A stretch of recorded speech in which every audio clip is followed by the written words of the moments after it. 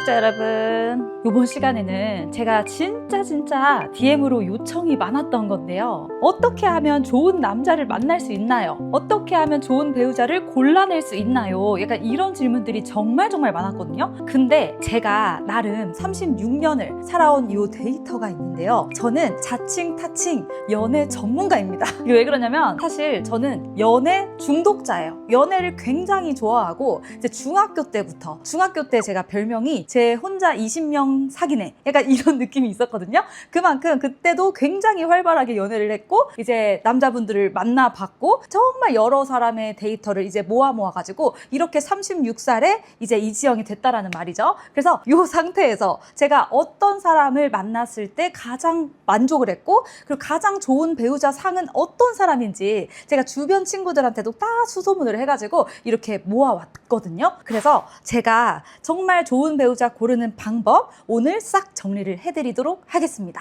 여러분, 근데 저는 그렇게 생각해요. 인생에서 가장 중요한 부분 중에 하나가 좋은 배우자를 만나는 거예요. 우리가 사실 우리 여자들이 사실 엄청 막 높은 사람들을 만나가지고 상향혼을 하고 이런 거를 원하는 게 아니라 정말 내가 하는 일이든 그 사람이 하는 일이든 우리 둘이가 정말 잘 서포트를 해주고 서로 잘 도와줄 수 있는 그런 상호 보완적인 관계가 되는 거, 사실 그게 제일 중요하고. 근데 여기서 여러분이 그러실 수 있어요. 어떻게 지영 언니는 중학교 때부터 20명을 만났다라고 하는 건가요? 라고 하실 수 있는데, 그래서 그때부터 사실 좋은 남자와 별로인 남자의 이 데이터가 쌓였기 때문에 제가 30 초반 정도에 이 사람은 진짜 괜찮다라고 생각하는 사람을 딱 이렇게 점지해가지고 이제 제가 픽해가지고 이렇게 만날 수가 있었던 것 같아요. 근데 이제 20살 때부터 지금부터 연애를 시작하는 이런 분들은 사실 내가 이 사람이 괜찮은 사람인지 아닌지를 판단하기가 너무 어려워. 데이터가 없어. 고작 해서 5명, 6명 만나가지고 30살에 진짜 좋은 남자를 만나야 되는데 그게 어떻게 가능하냐고. 그리고 여러분 여기서 하나 또 주의해야 될 거는 각자의 성향에 맞게 맞는 남자가 달라요.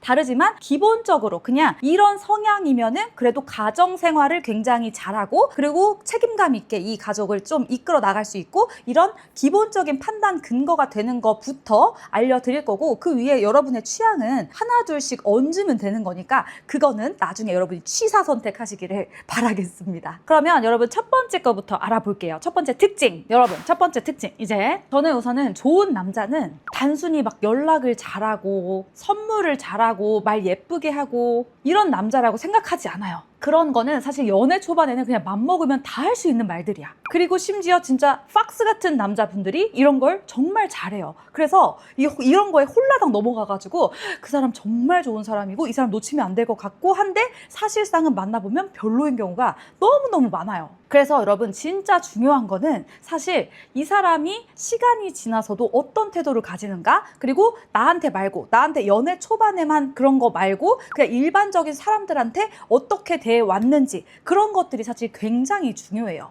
예를 들어서 제가 만났던 분 중에 그런 분이 있었어요. 좀 초반에 정말 스윗하고 정말 다정하게 이 세상의 모든 걸 내가 별을 다 따라줄 것처럼 이제 말을 했던 분이 있었는데 같이 여행을 갔었어요. 같이 여행을 이제 가게 됐는데 그 더운 날이었어요. 굉장히 더운 이제 부산에 가가지고 여행을 하는데 그때 당시에는 집도 절도 없고 차도 없고 당연히 엄청 힘든 뚜벅이 여행을 했단 말이죠. 근데 그때 그렇게 스윗하던 남친이 갑자기 저한테 이제 막 짜증을 내는 거예요. 짜증이 약간 어느 수준이냐면 이게 원래 스윗하지 않았던 사람이면 그렇게까지 뭐 충격이 아닐 것 같은데 원래 굉장히 스윗하고 정말 모든 걸 다 해줄 것 같았던 그 사람이 이거 짐은 네가 챙겨야지 네 거는 약간 이런 느낌으로 이제 말할 때 있잖아요. 이 자기 본연의 성향이 나왔다라는 거예요. 이게 뭐 나쁜 사람이다 아니다가 아니라 본연의 성향이 어떤 사람인지를 알고 그 성향이 나한테 맞는지를 보는 게 굉장히 중요하다라는 말입니다. 그래서 초반에 하는 거 다 저는 아예 판단하는 그런 영역에 치지도 않아요. 판단하는 영역에 연애 초반의 행동은 넣지 마라. 이거 굉장히 중요하니까 꼭 기억을 하시고요. 이 남자가 사실 이 여자한테 꽂힐 수 있고 저 여자한테 꽂힐 수도 있잖아요. 근데 사랑할 때 너무 이 여자가 예뻐 보일 때만 충성을 다한다? 그거는 누구든 다 할 수 있어요. 짐승도 다 할 수 있는 일이고, 그렇기 때문에 내가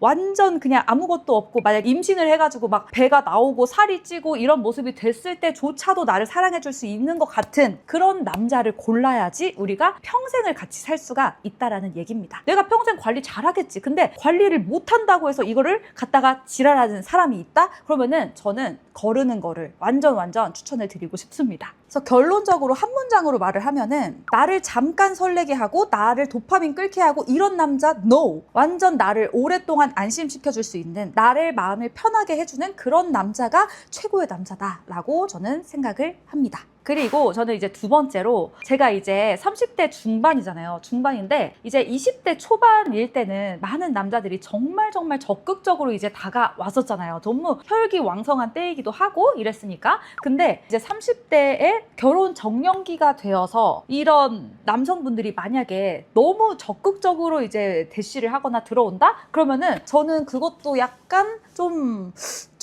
쎄하게 보는 약간 그런 느낌이 있는 것 같아요. 그러니까 적극적인 것 자체는 좋거든요. 근데 마음에 들면 당연히 먼저 표현을 하는 거고 먼저 만나자고 하는 거고 이런 거를 갖다가 뭐라고 하는 게 아닙니다. 이런 게 아니라 나를 아직 알지도 못하면서 나한테 너무 막 빠진 것처럼 하는 사람들이 있어요.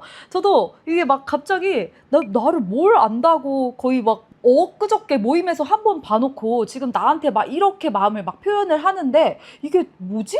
뭔가 뭐에 꽂힌 거지? 대체 이 사람은 이렇게나 가벼운 사람인가? 이런 거를 생각을 하게 되는 거예요. 이게 약간 건강한 사람이잖아요. 건강하고 적극적인 그런 남성분들은 사실 나의 시간을 굉장히 존중을 해줘요. 근데 어떤 남자들은 자기가 너무 급한 거야. 이 사람을 잃을 것 같고 그리고 이 사람을 내가 지금 이렇게 안 했으면 내가 후회할 것 같고 결국에 이제 오버페이스를 해버린다는 거죠. 그래서 내가 천천히 알아가고 싶다고 했으면 좀 기다려줄 줄 알고 처음부터 그렇게 뭔가 모르고 되게 막 적극적으로 하는 사람 치고 한 사람한테 진득하게 사랑에 빠지는 경우를 본 적이 없어요. 바로 금사빠라는 거죠. 그러니까 저는 금사빠는 no. 처음부터 너무 적극적인 사람도 no. 그리고 약간 낭만파도 저는 솔직히 좀 별로 꺼리는 좀 편이에요. 나한테만 되게 낭만적인 척 하는 그런 사람들이 있거든요. 근데 그 사람은 아마 모든 여자들한테 낭만적일 가능성이 높고 낭만을 쫓는 사람들일수록 굉장히 그게 높다라는 거죠. 바람기라든지 이제 영화 같은 삶을 꿈꾸고 이러다 보니까 감성적이고 막 이러다 보니까 이런 사람들은 좀 결혼과는 맞지 않는 것 같다. 저는 그렇게 생각을 했습니다. 그리고 여러분 세 번째. 저는 이거 세 번째도 굉장히 중요하다고 생각하는데 말을 그냥 기분 나쁘게 하는 식기들이 있어요. 그러니까 말을 한마디라고도 예쁘게 하면은 괜찮게 좋아질 일이거든요. 근데 이 말 예쁘게 하는 거조차 자존심이 상하거나 아니면은 이거조차 내가 진다고 생각을 하거나 아니면 이거 할 노력조차 안 하는 사람들이 있어요. 예를 들면 제가 편견이 있는 건 아니지만 전에 경상도 남자를 이제 만났었을 때가 있었는데 이 경상도 남자가 얼마 전에 어떤 분이 자기는 절대 경상도 남자 안 만나겠다 하는 그런 릴스를 본 적이 있거든요. 그걸 보고 되게 공감을 하긴 했었는데 저 같은 케이스는 좀 원래 일반적인 여자들은 따뜻하고 이제 안정적이고 이런 뭔가 푸근한 이런 분위기를 사실은 선호를 하잖아요. 근데 그 경상도 분들은 정말 연애할 땐 재밌어. 연애할 땐 정말 이 도파민 팡팡 튀고 되게 막 가시나야 막 이러면서 이렇게 막 우리한테 하잖아요. 그러면서 되게 남성적인 매력과 태토적인 매력을 막 보여주는데 사실 이런 분들이 결혼을 한다? 계속 내가 같이 지낸다? 근데 맨날 그딴 식으로 말을 한다? 안 싸워도 될 일을 굳이 하루에 싸울 일들을 그렇게 막 생산해내고 싶은 건가? 이런 생각이 들 만큼 저는 굉장히 감정 소모가 클 것 같다라고 생각해요. 여자들은 사실 그냥 나 이거 입었을 때 이뻐? 살까? 이렇게 했을 때 사 이렇게 해주기만 하면 내가 그냥 안 산다고. 근데 그걸 갖다가 그거 어울리지도 않는데 살이나 빼고 입어라. 얘가 이런 식으로 말하거나 이러면 그냥 좋았던 하루였는데 갑자기 기분이 팍 식어버리는 거지. 그러면 그걸 고치려고 노력을 하는 그것조차 굉장히 시간 낭비고 에너지 낭비고 저는 그래서 말을 예쁘게 할 줄 아는 사람, 빈말이라도 할 줄 아는 사람이 더 좋다고 생각을 하는 편입니다. 그리고 근데 바로 네 번째예요. 네 번째는 이게 굉장히 세 번째랑 좀 상충하는 그런 거기도 한데 말만 하는 새끼는 또 안 됩니다. 그러니까 말만 하는 식기들이 있어요. 근데 만약에 같이 살고 이제 결혼을 하게 됐다? 그러면은 이제 말로만 하는 게 모든 게 다 티가 나는 게 만약에 예를 들어 빨래를 해야 돼요. 빨래를 지금 너무 오랫동안 안 해가지고 해야 되는데 빨래 해야 될 것 같다 이렇게 했을 때 남자가 만약에 내가 할게 하고 그냥 아무것도 안 하고 가만히 있어요. 입으로만 해. 그러면 이제 그 나머지 일들은 다 내 일이 되는 거거든요. 그래서 이게 말로만 정말 하는 건지 진짜 실제로 행동으로까지도 가능한 말의 영역인지 약간 그런 느낌 있죠? 행동까지 갈 수 있는데 말도 예쁘게 하는 그런 건지, 행동은 절대 안 할 건데 말만 예쁘게 하는 건지, 그것도 진짜 차이가 커요. 그래서 그거 두 개를 좀 믹스해가지고 여러분이 종합적으로 판단해야 된다 생각하시면 좋을 것 같습니다. 말도 예쁘게 하는데 행동도 하려고 하는 그 의지가 있다? 그러면은 굉장히 좋은 파트너가 될 가능성이 높은 것 같습니다. 그리고 다섯 번째는 뭐냐면, 보통은 여자분들이 좀 그런 분들 좋아하잖아요. 뭔가 자기 주관이 있고 자기가 결정을 좀 잘하고 약간 우유부단하지 않고 이런 분들을 좋아하잖아요. 근데 사실 저는 굉장히 비선호합니다. 결혼할 상대에는 좀 우유부단함이 오히려 있는 게 저는 약간 편하더라고요. 왜냐면 저는 성향이 제 마음대로 해야 되는 성향이거든요. 그러니까 제가 쓰잘데기 없거나 막 되게 말도 안 되는 그런 것들을 안 하긴 하지만, 그래도 이게 내 생각대로 이게 흘러가야지 내가 직성이 풀리는 약간 그런 스타일이기 때문에, 만약에 다른 상대방이 너무나 센 주관과 너무나 센 그런 것들을 가지고 있어, 그러면은 이거 무조건 충돌이에요. 무조건 충돌이 되는데, 저 같은 경우는 이제 저의 성향을 이제 파악한 거죠. 파악해가지고 내가 만날 사람은 이거를 완전 그런 게 없어야겠다. 이게 좀 나쁜 말이긴 하지만 자기 주관이 좀 덜한 사람을 만나는 게 저는 굉장히 제 생활에 좋겠다라고 생각을 했었어요. 사실 여러분, 결혼하면 그냥 남자 여자는 다 똑같아져요. 그냥 부부는 이제 좀 좋게 보이는 부부들은 원래 여자가 좀 리드를 하고요, 남자는 약간 그래 와이프 말이면 다 맞아 하면서 따라와주는 부부가 가장 보기가 좋아요. 근데 어떤 남자들은 이제 내 말만 따라와 와이프 이렇게 하는 그 집안이 좋은 경우를 여러분 본 적이 없을 거예요. 이혼 숙녀 캠프라든지 이런 데들 보면은 보통은 안 좋은 케이스로 나오는 게, 남자분들이 이제 여자분들한테 솔직히 좀 이렇게 앉아주고 좀 이걸 이겨 먹으려고 하고 이럴 때 굉장히 그게 크게 충돌이 돼서 좀 안 좋게 끝나는 경우를 많이 본 것 같아요. 맞지만 보통 결혼을 하면은 여자가 조금 더 이제 리드를 하고 남자가 살짝 따라가는 그런 집안이 훨씬 더 오래 가고 훨씬 더 좋은 배우자가 이제 될 가능성이 높다라는 거예요. 이건 저 같은 이제 아줌마들의 이제 노하우입니다. 이제 어차피 부부는 결혼하면 그런 거 없어져요. 아무리 몸이 좋고 아무리 몸이 손석구고 얼굴이 막 그 차은우고 이래도 어차피 없어진다니까. 그러니까 같이 살기에 가장 재밌고 즐거운 그런 제일 잘 맞는 사람을 만나는 게 가장 좋다라고 말씀을 드립니다. 그리고 그 다음, 여러분 저는 이거 정말 중요하다고 생각하는데, 이게 자기가 화났을 때 있잖아요. 화났을 때 어떤 정도로까지 표현을 하는 사람인지 그거를 꼭 체크를 하시면 좋을 것 같아요. 내가 진짜 심하게 싸웠을 때 이 남자가 어느 정도의 표현까지 나한테 했었는가. 그러니까 저는 지금까지 남자를 이제 이렇게 사귀면서 단 한 번도 욕지거리라든지 아니면 저를 무시하는 말들이라든지 이런 것들을 들어본 적이 없어요. 왜냐면 하면 뒤지기 때문이야.